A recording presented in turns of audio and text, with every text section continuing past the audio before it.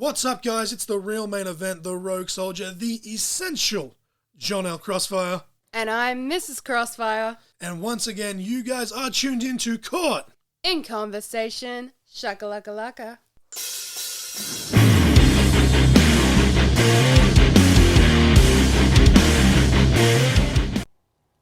Welcome, ladies and gentlemen, to episode 80 of Caught in Conversation. As always, I am your host, the essential John L. Crossfire. Very fun conversation today. I've been meaning to get this one done for a while. As you'll hear at the tail end of the conversation, I was meant to do it in person last time I was at an ICW Australia show, but unfortunately, myself and Jake Gibson talked for way too long. If you guys haven't listened to that episode yet, go back and give that one a listen. But I am, of course, talking to the current, at the time of recording and putting this out, ICW/CPW Canberra champion Bohdi Terrance Kennedy. He's about to have only his third match against my young protégé, Zack Stryker, defending the ICW Canberra Championship at ICW All Fired Up, of course. All of the descriptions and all the links and stuff will be in the description below, so go check that out. Botchamania, I'm going to leave that in, whatever. I've had lots of caffeine, as you'll hear in this conversation with Bohdi. It is what it is. Wouldn't be the Caught in Conversation podcast if I wasn't all over the place. It's just who I am. I'm a chaotic person, but the song of the week for this episode is going to be Centuries by Fall Out Boy. Bohdi did come out to that song at the last ICW event that we had. It's absolute banger, dare I say, mwah, chef's kiss. It was actually on the list of possible theme songs for me back when I was a young rookie, so selfishly I appreciated seeing someone come out to that song. The match of the week this week is going to be Triple H versus The Undertaker inside Hell in a Cell at WrestleMania 28 with special guest referee Shawn Michaels. That's one of the matches that me and Bo will touch on in this conversation, and I still think it's absolute magic. It's absolute just beautiful, mwah, chef's kiss. You just can't oversell how good that match is. If for whatever reason you guys haven't seen that match, I implore you to go watch it, and even if you had, go watch it again, because it's just that damn good. Just like Triple H used to say, I am the game and I am that damn good. That was a terrible Triple H impression. Usually my impressions are a lot better than that, but it is what it is. The match of the week this week is Triple H versus The Undertaker at WrestleMania 28. I'm not going to waste any more time in this intro because I want you guys to hear this conversation. It was very fun. Ladies and gentlemen, put your hands together for the reigning, defending, undisputed ICW/CPW Canberra champion, BTK, Bohdi Terrance Kennedy.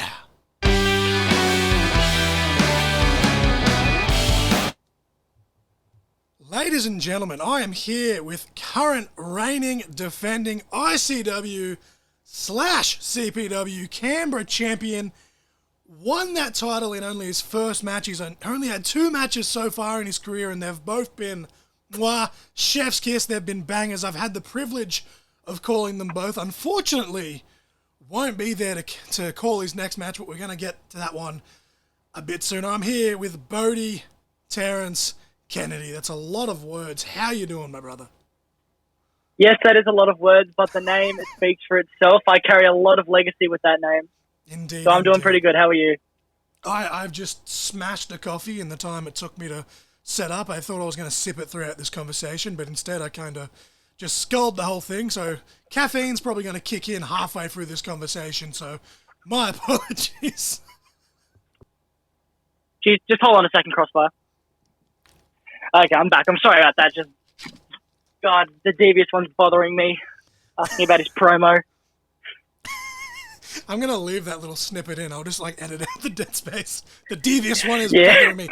That damn devious Dave, a man that I have had a lot of run-ins inside the ring, but unfortunately I'm still contractually obligated to get him on here at some point, but I'm sure it'll be fine. Yep. It's water under the bridge at this point. I'm no longer a wrestler well, I should say at the moment. You never know.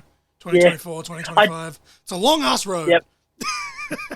I do remember one match you did have with him was December 17th, 2017. It was a gauntlet match for the heavyweight championship. Yes, that was my second match ever, and I somehow ended up being the only man in that match that wasn't pinned, so Devious Dave surprisingly. screwed me. He fucking stunned the referee and everything just went sideways.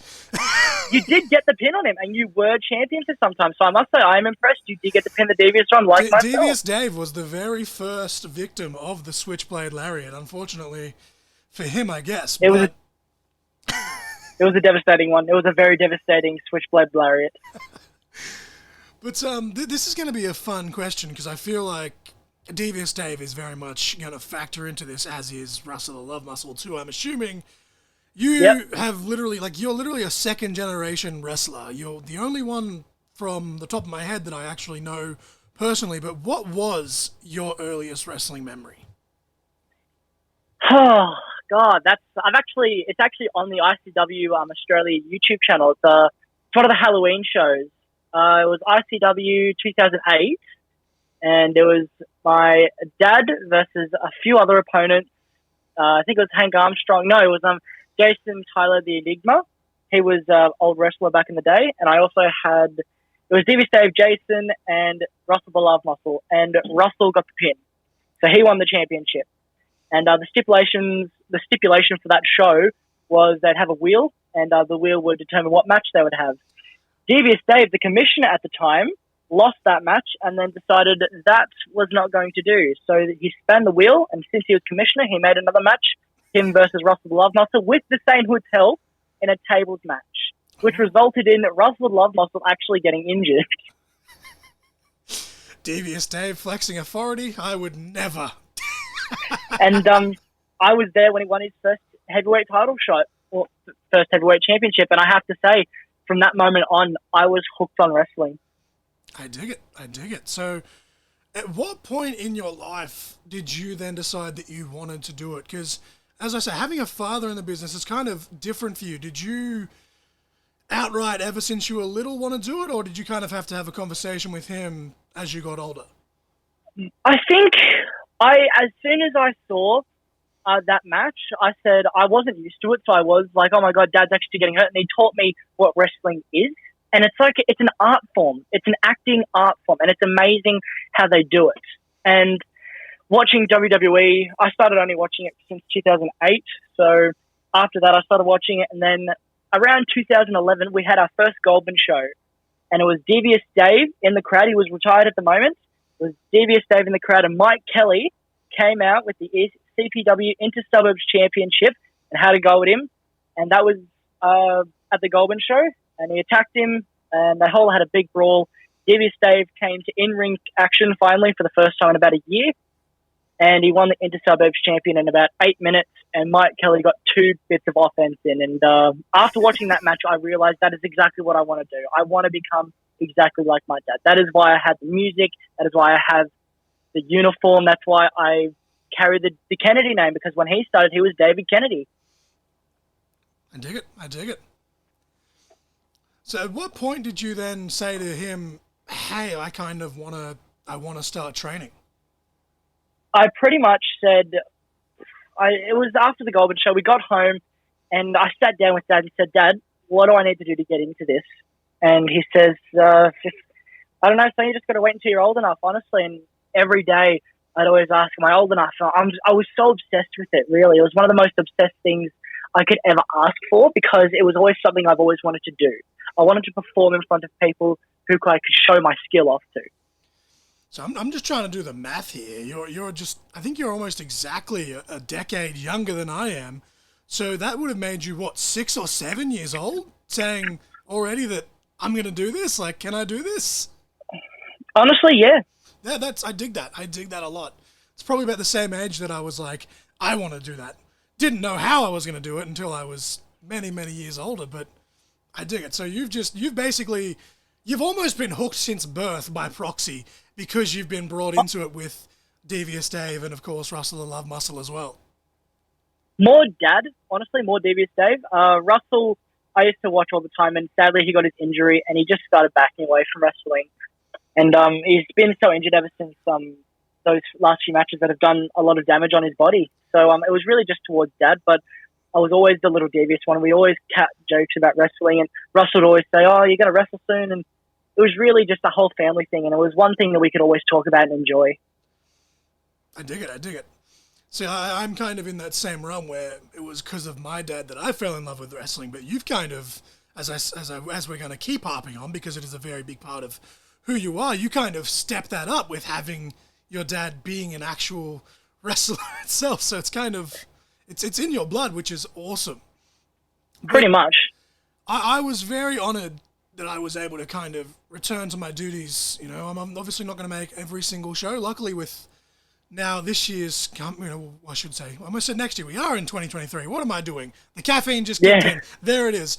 This year, we only have 6 shows booked in as we record this.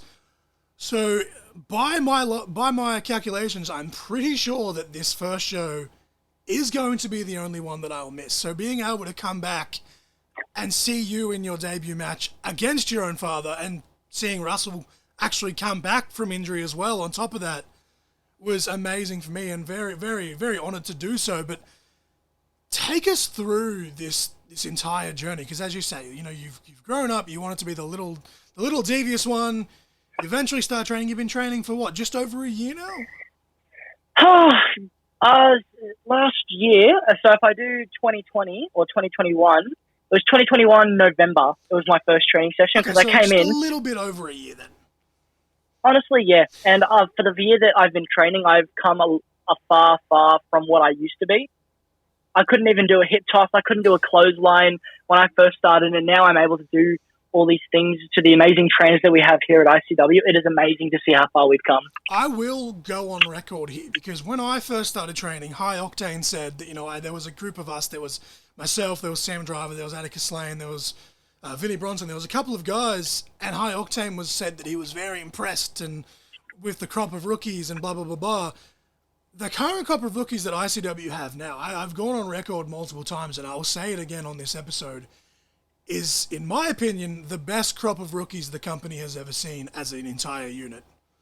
Don't get a big head with me. Don't get a big head with me saying that. No one else that has trained in the past come at me and be like, well, what about me? No, I'm not saying that. You're all good. But as a collective unit, each one of you have improved so much in such a short amount of time that, as even whether I'm looking at it from the inside or the outside right now, it is very, very much what I like to see, because at the end of the day, I love professional wrestling and seeing these young kids that are passionate get in, have a go, and then not only just have a go, but do freaking good at it, warms my heart. Oh, so yeah. I'll tip my imaginary cap, you know, to you guys and the actual trainers themselves, and, you know, I've already had talks with them. I can't wait to come back and come roll around with you guys myself, but we're not just there yet. But take me through this journey, Bohdi, of you go through the training, you train for, would have been pretty much just under a year by the time you had the first match, because it was October. So take me on this journey. How does it go from you're a little kid, you start training, all of a sudden you have your first match, and it's against your own father, and, you know, he was kind of putting some tough love in there to kind of, you know, I guess amp you up. So what goes through your mind from when the match is first announced all the way up to the bell rings and I'm announcing that, and I'll be honest, it's no disrespect to you, it still shocks me because I wasn't expecting that result, and that's just knowing what Dave is capable of. So exactly. Let's run through this. Like, what goes through BTK's mind? Like, it's a family affair. It's your first match. And then it's like, well, hey, Dave has a championship. Contractually, he has to defend it. This match is now a title match. Dude, like, it keeps getting bigger and bigger. Yeah, it was honestly a big shock. I will start from when I first started. So I was a referee. The first show I did ever ref, my first match ever, was the Gimp versus Rex for the Canberra champion. So I've been following that Canberra champion ever since I first stepped in that ring as a referee. So I watched it go from Rex to Gimp, and then from Clash of the Capital, Devious Dave beats the Gimp for it, where I was going to have a match against the Gimp, but, Dave took it from me, and he won the title himself. And to then rub it in my face one step further, after Zack Stryker had his match against Wrath, I had to go help him. Devious Dave then attacks us from behind, and just out of spite, gives him a title opportunity over me. So that really did rival me up a lot. And while I was doing my referee, he would always have a go at me, like, oh, you're not doing this right, or you're being a bad referee. And he really used to always put me down a lot. And I think that was also one of the contributing factors of me just wanting a match, just so I can finally shut him up. You just wanted to kind of prove yourself, to your dad, which is I think anyone can understand that. Yep. So once I finally got that match opportunity against Dave, everything was set on not just the title, but the family. I've got to focus on what Dad's going to do to me, and I've got to focus on how I can be better. So I went around to every single person who's ever fought Devious Dave. I went on records back and back. I went to Jimmy Saint. I went to everyone I could just so that I can find out what can I do that is going to be enough to beat Devious Dave. And this is what I mentioned that on commentary, because Devious Dave kept saying that he taught you everything you know, but not everything he knows. And I'm like, no, you, and again, all of you rookies, have gone out of your way. You've gone above and beyond to get advice from just about every single person. You and I have had conversations. I've had conversations with the other rookies. I know for a fact that, you have learned stuff from Dave that he may not have wanted you to learn, but you still picked it up anyway. I have to pick up any knowledge I can in the ring. Like a lot of wrestlers, you learn from everyone, not just your trainer. You can learn anything from anyone, and you learn as a group. So you're not always left behind as a wrestler. So when you pick something up, everyone else picks it up. So you always have the same knowledge. And Devious Dave was trying to hold back the knowledge to make sure that I couldn't beat him, but I had to dig deep to find out who I really could talk to, someone who has been inside Devious Dave's mind. And the one person who had a big feud with him, who has beaten Devious Dave on many occasions, is Russell the Love Muscle. I went to his aid so many times. Again. Honestly, yes, I had to go to someone who was close to him, someone who has been inside his mind, someone who has beaten him on record over 10 times. It is amazing how much knowledge he can give you, because you can take that into the ring and you know how to beat him. It's still going to be a challenge, but you have the knowledge to use it. I almost feel like, and I would be interested in getting Dave's perspective on that when I do finally get a chance to get him on here. I feel like maybe there was just that part of him that, being your father, he just underestimated you. And it may not have, look, Dave, he likes to run his mouth in the ring. I'm not going to say whether that's a good thing or a bad thing, because Lord knows I can run my mouth for days. But if he has the skill, then he can. If he has the skills, then he sure as can talk his mouth. Exactly, but I feel like in this particular situation, because he is your father, I feel like that was his usual tactics were his own worst enemy in a way, because I feel like, being his son, he may have underestimated you. And that's not to take away from the win, because you still held in there, but I feel like, in a way, Dave kind of cost himself that match towards the end. Yeah, I do feel like he did. He did slip up. Which was very uncharacteristic.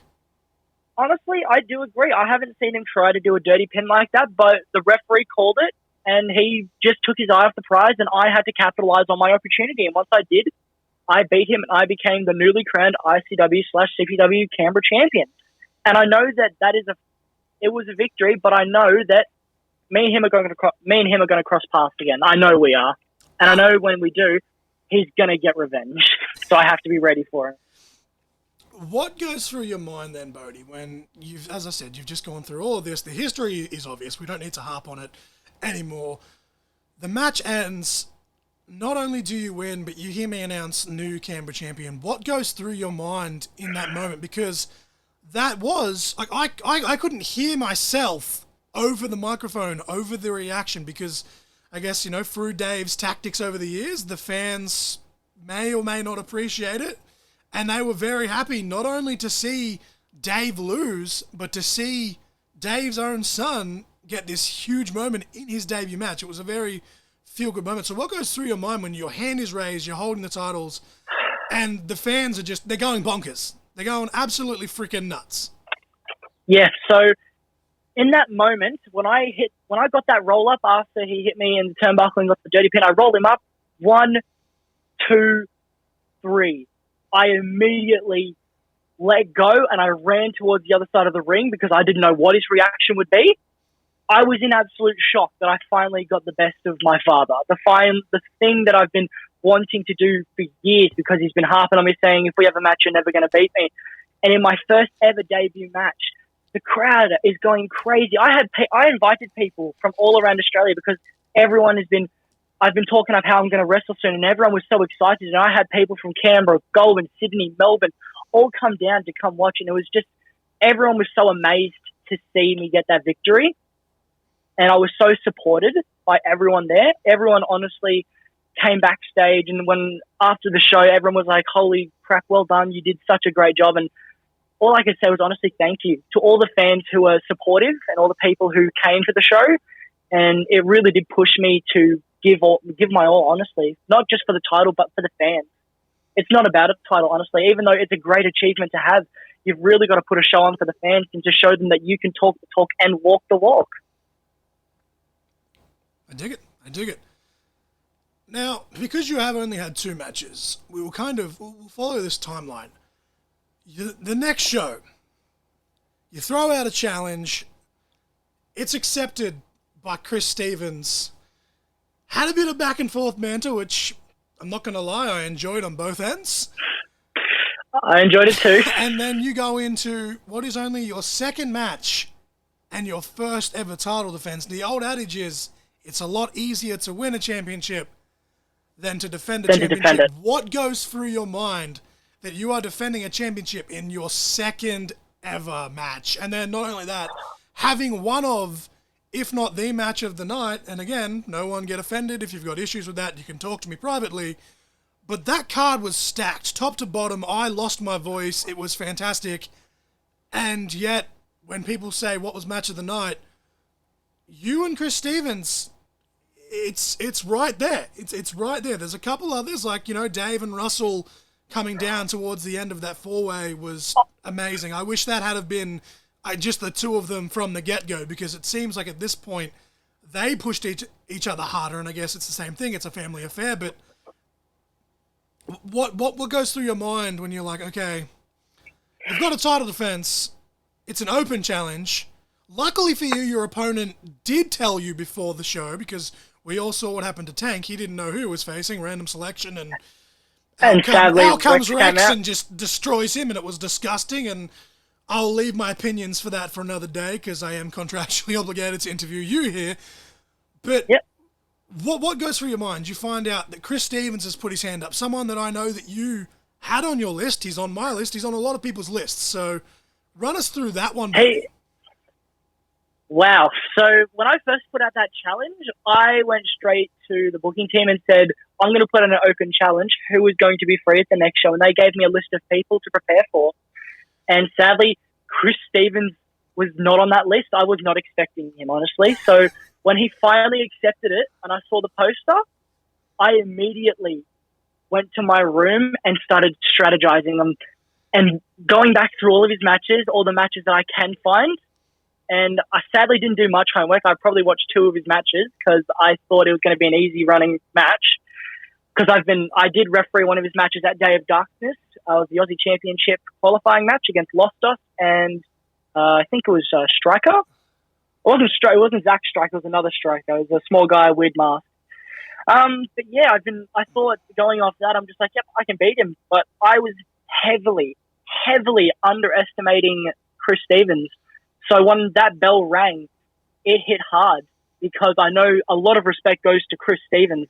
He gave me a run for my money. And like you were saying before, it's easier to win a championship than it is to defend it. I was heavily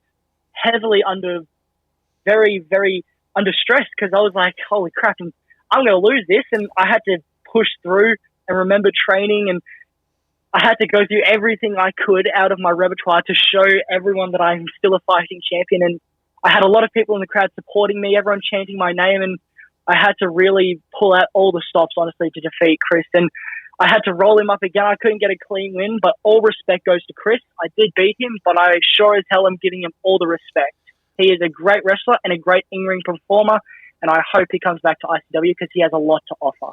I have no doubt Chris Stevens will be back. He's become almost one of the staples of the ICW/CPW roster in some ways, but I guess that's the joy of having an expendable roster. But I am glad that you did kind of realize in the heat of the moment that you're like, oh, maybe I have bitten off more than I can chew, because I even said on commentary, you know, for a guy that's only in his second match, you know, you're letting the fans kind of get to your head a little bit, and that is understandable. You get caught in the moment, it is what it is, it's professional wrestling, but I was like, all it's going to take is one punch in the face, and it's going to be make or break. It's lights out for me, honestly. Yeah, there was a few shots in there where I was like, oh, wow. That first, the atomic drop and the drop kick that I got given, you called it. I can't remember what you called the move, but the Manhattan drop, inverted atomic drop, same yep. move. Yeah, when I got hit with that and then the drop kick, I rolled out of the ring and realized this is not Devious Dave. I went into this thinking it's another Devious Dave match because it's slowed down. It's a slowed down match, so I was kind of used to that pace. No, Chris Stevens sped up the match straight away, and those two shoulder charges that he gave me at the start after our chain wrestling, I was in shock because I was like, I rolled out of the ring, I looked at you, and you said, I don't think Bohdi's ready for this, and I don't feel like I was. I had to really go into emergency fight or flight, and I had to go into fight. Well, I said it on commentary, and I'm like, it was no disrespect to you, but I was like, maybe the loss could have helped you, but luckily, as I say, you took a couple of shots, and it kind of made you realize, oh crap. And I mentioned on commentary, he is a former Suplex Heavyweight Champion, again, won that title, lost it very quickly, would lightning strike twice with the situations flipped, and luckily for you, it didn't. But usually I ask the guys, what's your favorite match you've ever had? But you've only had 2 matches, and I feel like maybe sentimentally the Dave one is probably going to be it, but they're 2 very different situations when you compare them, but they're kind of at the same importance at the same time. They're very parallel to some extent, so we'll ignore that, and when we eventually do another one of these, you know, down the line, when you've got more matches under your belt, maybe we can discuss that. But as of now, what is your favorite match that you've ever seen, whether it be in person, on TV, like, it doesn't matter whether it's locally, WWE, ICW. Like, at the end of the day, now, ICW shows are family friendly, just FYI, for those people that know that I do drop a lot of F-bombs on this podcast. But we're both filthy fucking marks. It's the only way to describe it, and I would not have it any other way. Any other way, I agree. So you don't have to pick one. You can pick a handful. It's all good. But what are the matches that make Bohdi, Terrance, Kennedy, you know, lose his marbles to kind of, you know, I'll try and keep the profanity to a minimum on this episode because it is, by proxy, promoting an ICW show, but what makes you just go off your nut? Wow, okay. Really, I'm honestly going to go back to WrestleMania 28, Undertaker versus Triple H, with Shawn Michaels as a special guest referee in the Hell in a Cell. That was one of the very first Manias that I got to watch live. I think I watched, I watched 28 and 29 live. They were the first 2. That was before, you know, the network and all that stuff. So I went to a buddy's house, and I was in year 12, so I may or may not have skipped school to watch WrestleMania. Stay in school, kids. I was sitting there at my buddy. Shout out to my buddy Margie if she listens to this. Her dad ordered it. And she was cheering for Triple H. Her partner at the time was cheering for Triple H. Me and my other buddy Ace Wags, who's been on the pod, we were cheering for Undertaker. It was just this huge thing. And like, I recently watched it because once Triple H retired last year, which is crazy to think that it's almost been a year already because he retired at WrestleMania. I know. I compiled a list of, you know, again, just my opinion, people may disagree, of the best top 10 Triple H matches of all time. What is English? And watching that match back, and Mrs. Crossfire had never seen it, and she's kind of just watching it in the background while I'm taking my note, and just seeing how well it still held up and seeing her react to it for the first time at the same time was just, it's just magic. Amazing. Magic. Honestly, I fully agree. It was just, I was so amazed when he finally got hit with the sweet chin music into a pedigree. I honestly thought it was over. He kicked down. I'm off my head. People in the house are going off their head, especially the devious one. He is shocked. A lot happened that night. It's funny that you mentioned that specific moment because that's one of the ones that was going through my mind when you say that. But the super kick into the pedigree, it still gets you because the count is that close, and seeing Shawn's reaction because he kind of acted irrationally and he didn't want it to end that way, and what if it had ended that way, and he was torn emotionally, and it was just, you know, Chris Jericho says on his popcorn, Jesus Christ, on his podcast, going to leave that in. Chris Jericho says on his popcorn, Chris Jericho says on his podcast that, you know, because wrestling is referred to as poetry, live action poetry or Shakespeare. Obviously, there was, you know, Leonardo DiCaprio has done Shakespeare-based movies, so he says that him and Booker T, they refer to it as DiCaprio. We're going to throw in DiCaprio, which is just, you know, the bells and the whistles and the oohs and the ahs. But that is the perfect example. Like, that match, you know, there's lots of matches, but that match specifically, from the mannerisms of Triple H, Taker, and Shawn, the fact that they brought Jim Ross back for commentary just for that match at the request of Triple H and Taker as well, and he's putting everything over. It's magic. It's absolute magic. It honestly was. Just everything was perfect that night. The lighting, the entrances just added so much to it, and it's just, after the match, even the sign of respect from all three members of that match was just absolutely intoxicatingly amazing. It's not even a word. It really was. It's just, is there any other matches, though, that stick out? You know what? I'm just completely riffing now, but I'm going to include the word popcorn somehow into the title of this episode now. Jesus Christ. Are there any other matches, Bo, that stand out to you?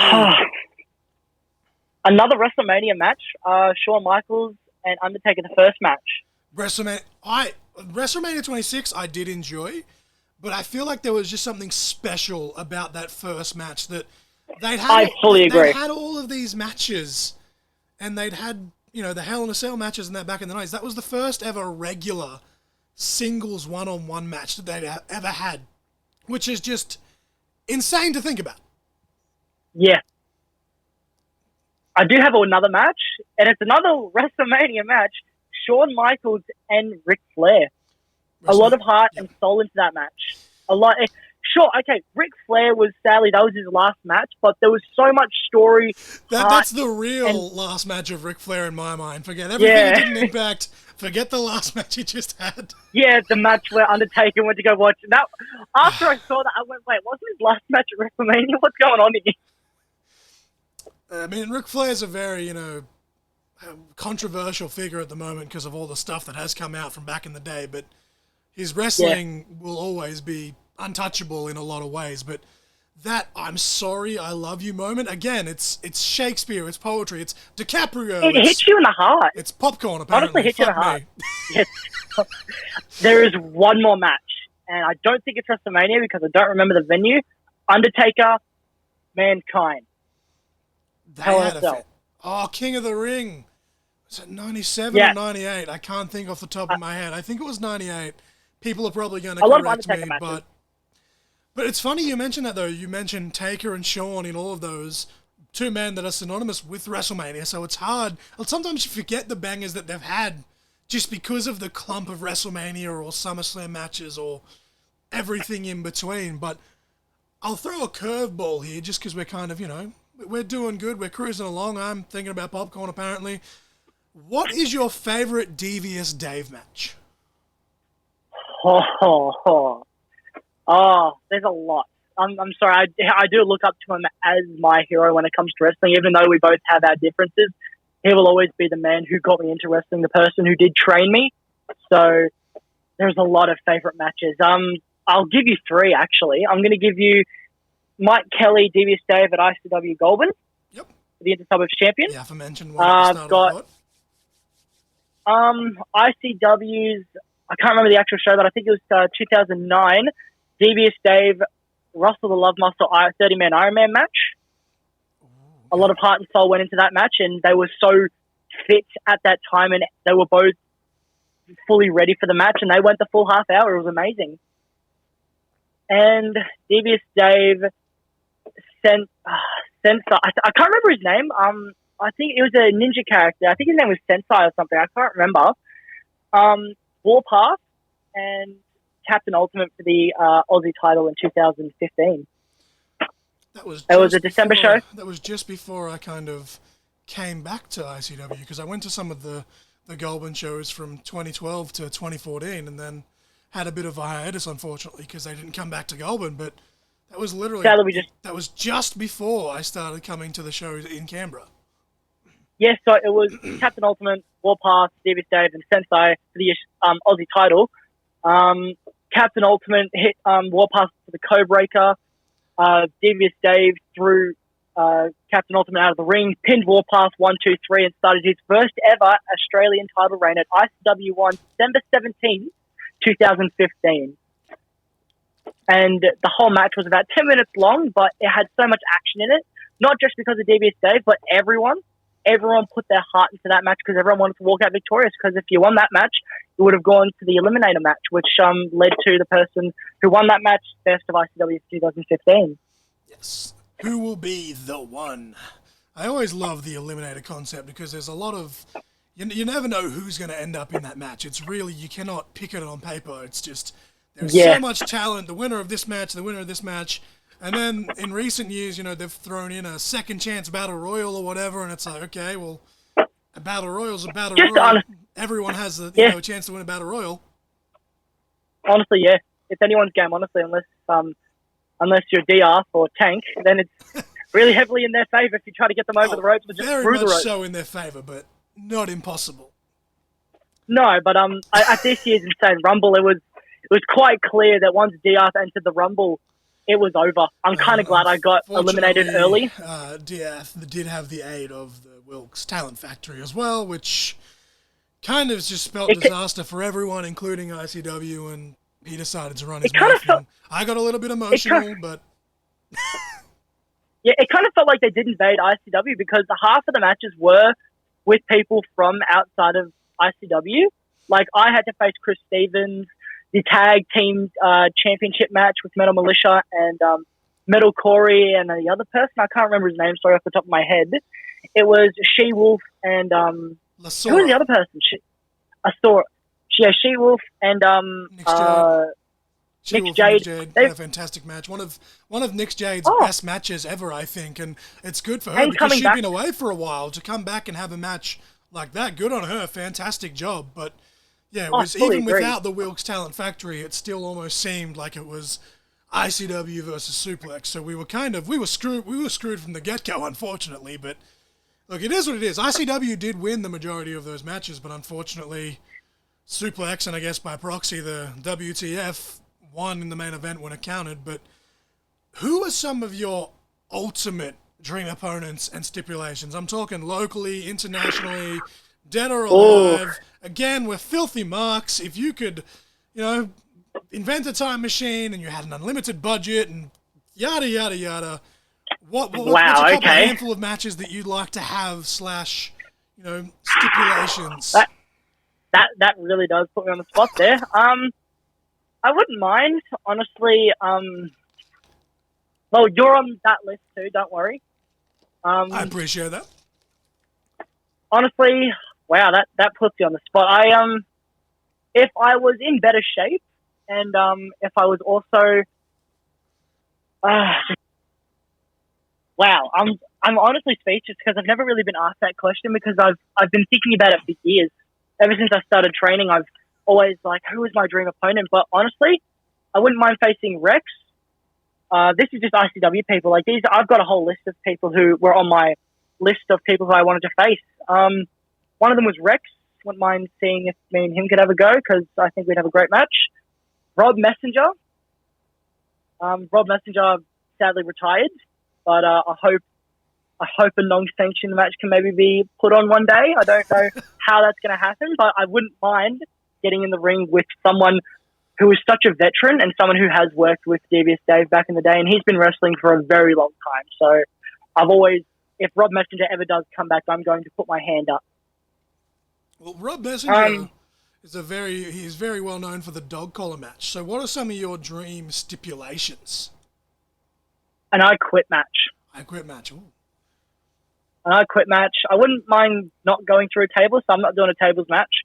I wouldn't mind doing a ladder match because I think that has a lot of potential to be a great match with the right opponent.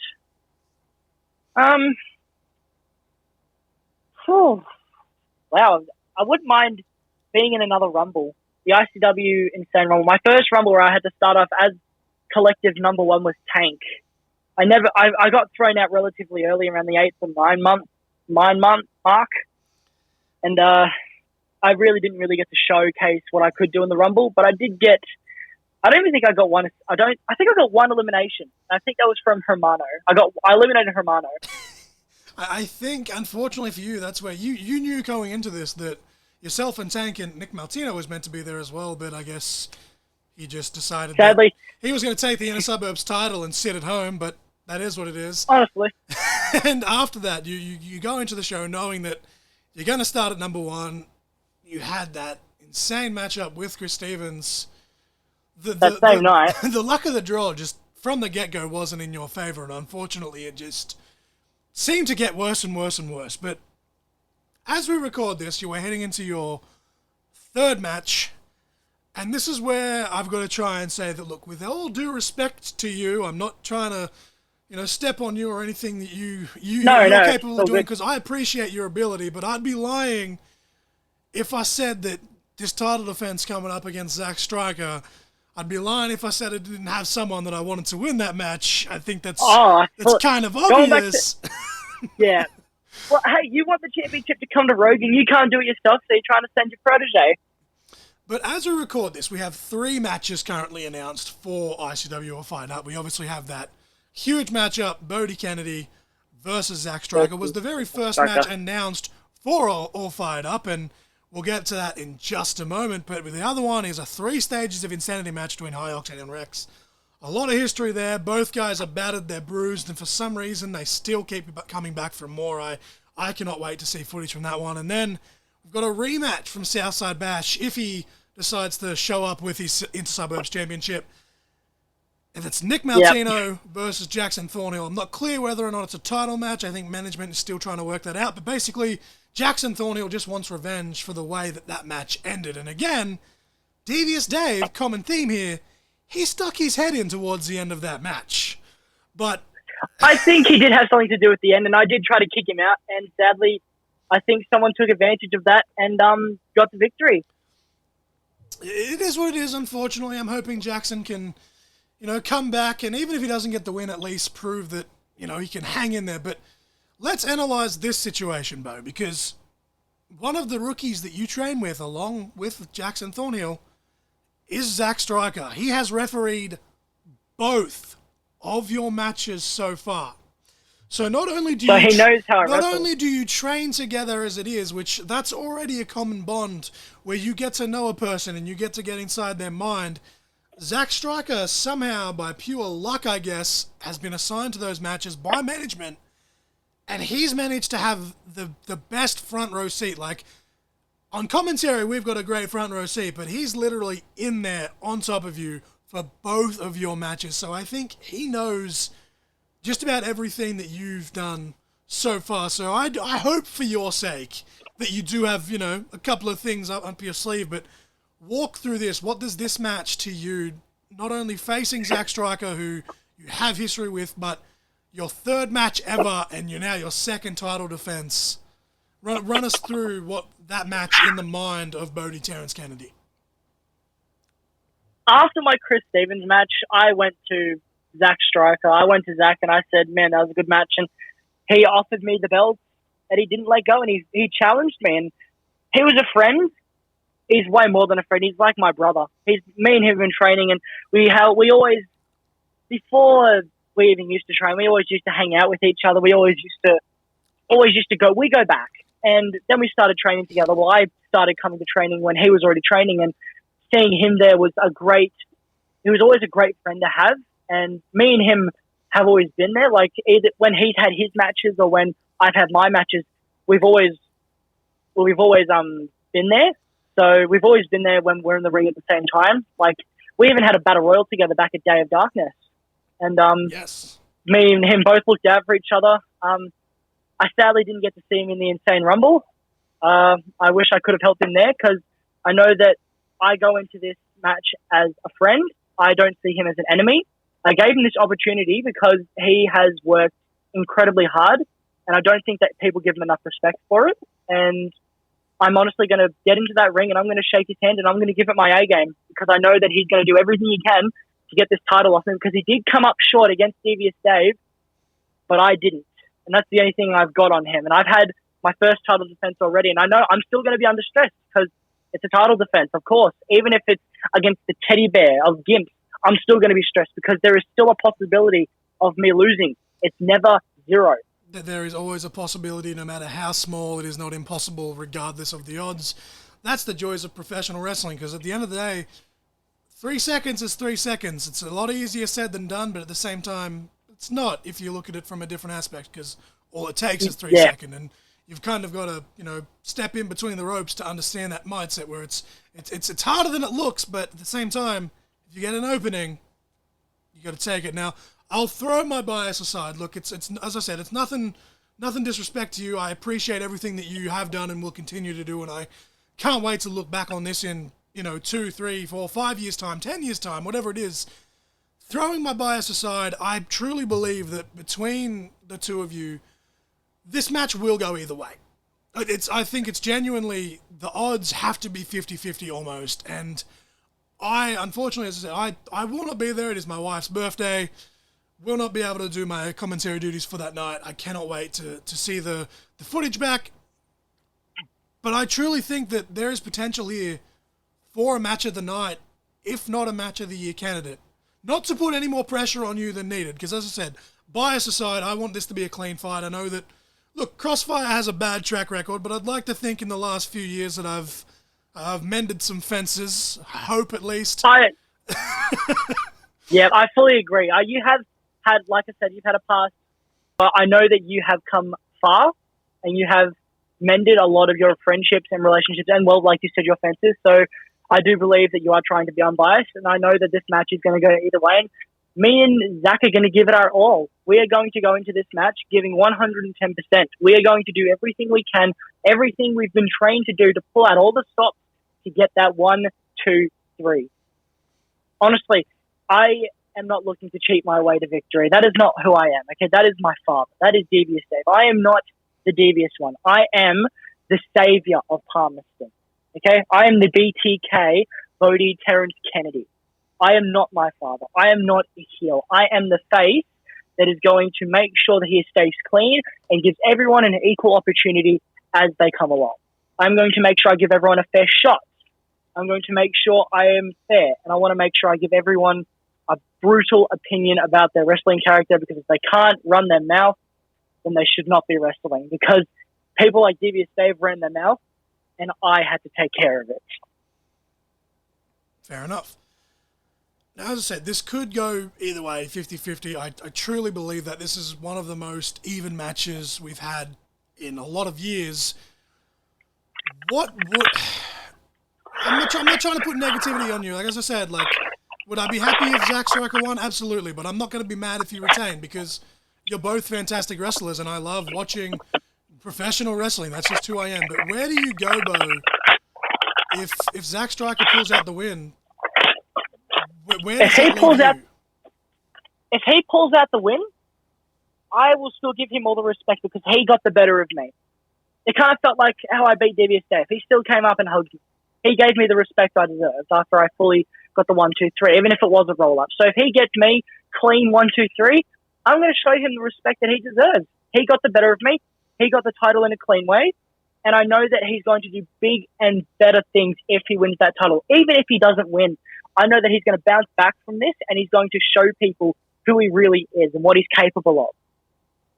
Same goes for me. If I get pinned 1, 2, 3, I'm going to walk out of that arena with a new strategy. What is next for Bohdi, Terrance, Kennedy? Maybe I want to go after the heavyweight title if Devious Dave retains. Maybe I want to go after the tag titles and get a partner. It really just all depends on what happens after this match. But I know whatever happens, it's going to be a great match. And I know we are still going to be friends after this. I'm going to still give him the respect that he deserves, whether he loses or wins.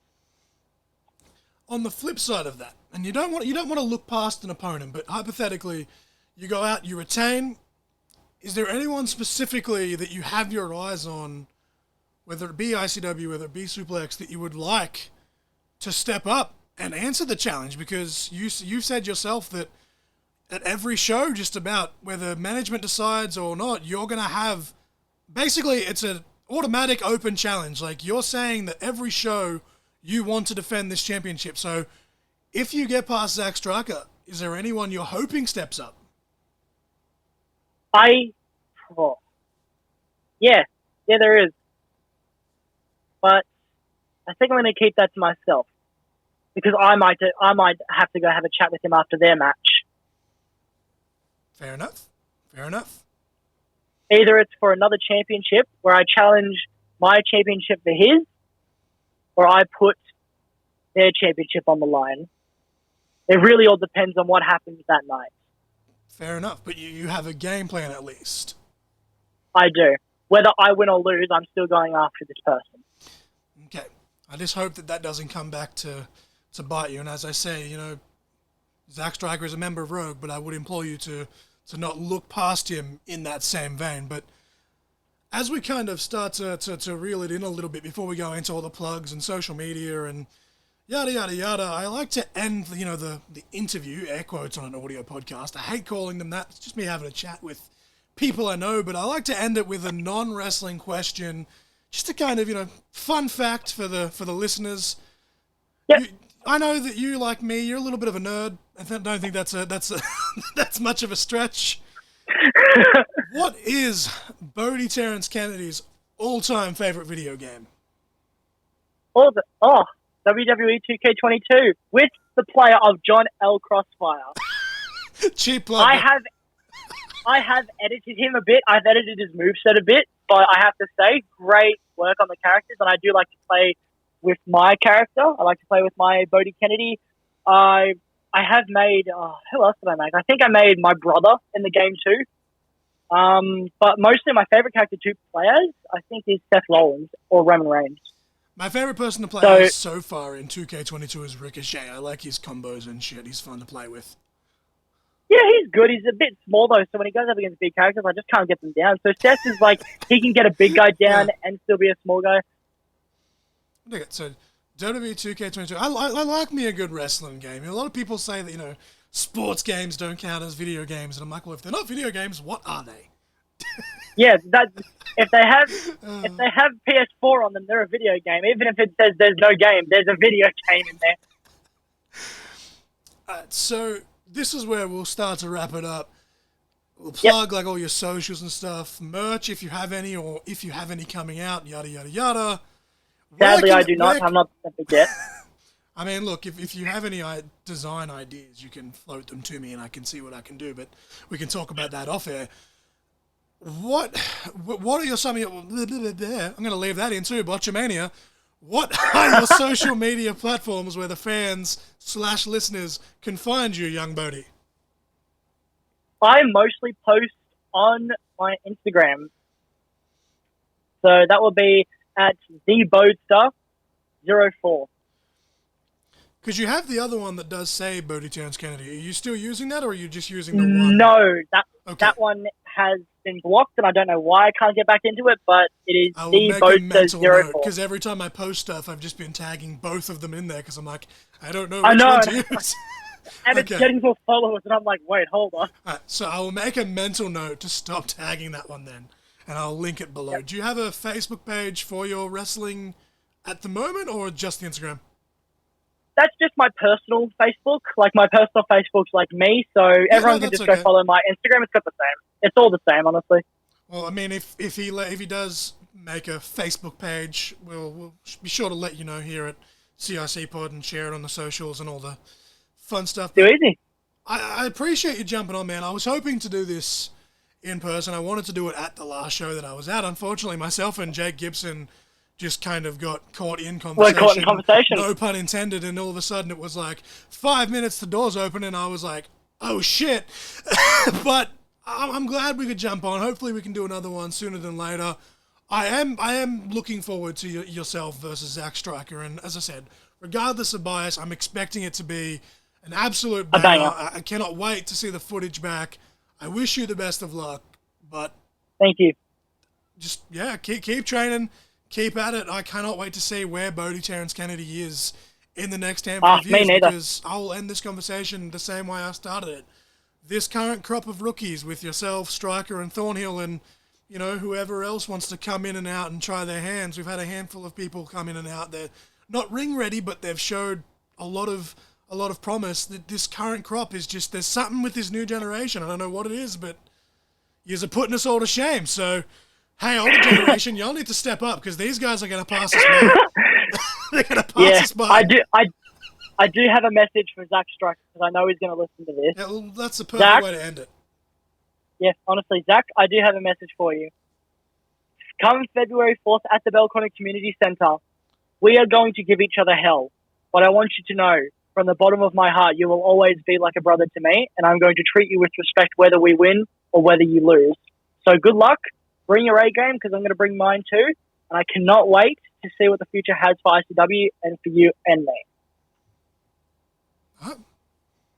I'll be interested to see Zack Stryker's rebuttal, to see if maybe we can get him on here before the event happens. But as I said, I truly do wish you good luck. I'm, despite the fact that he is a member of Rogue, I don't have any personal gain from this match. I just want to see good wrestling, and I have no doubt that that's what the people that, attend that event will see. And as always, when I do my outro and everything, I'll put all the info on that, and the description will have the link to the Facebook page and all that fun stuff. But thanks for jumping on, Bo. It was good chatting to you. Good way to chat. Good way to kill an hour. That's the caffeine again, and I'm still going to leave all of that in because why the fuck not? Why not?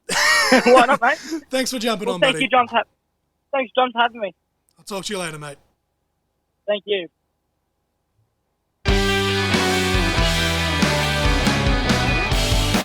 All right, that was BTK Bohdi, Terrance Kennedy. I know I've sounded like a crack record, but again, it wouldn't be the Court in Conversation podcast if I wasn't all over the place and repeating myself and yada, yada, yada. In case you can't tell, that caffeine has well and truly kicked in now, but I cannot wait to see footage back for the whole show, really, for ICW All Fired Up. And it's going to be awesome. The card already with only 3 matches announced as of this recording is going to be good, but I really cannot wait to see footage from Bo versus my young protege, Zack Stryker, for the Canberra Championship.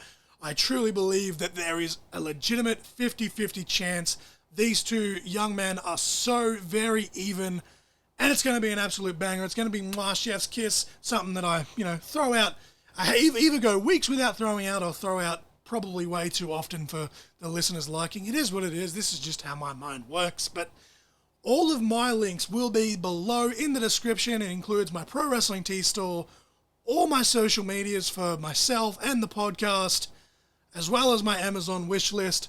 I will remember to put Bo's Instagram down below. Remember to just do the one now because, as we just heard in this conversation, doesn't use the other one anymore. So yeah, follow Bo at the link down below on his Instagram.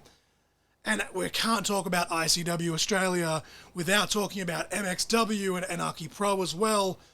All 3 links to all 3 shows for those respective companies kicking off their 2023 will be in the description as well. We'll link you to the Facebook event pages, and then you can find tickets and match info from there. The song of the week was Centuries by Fall Out Boy. The match of the week was Triple H versus The Undertaker at WrestleMania 28. Absolute banger. Magic. It's popcorn, apparently. Hence the name of this podcast episode. I am the essential John L. Crossfire. And you were just caught in conversation.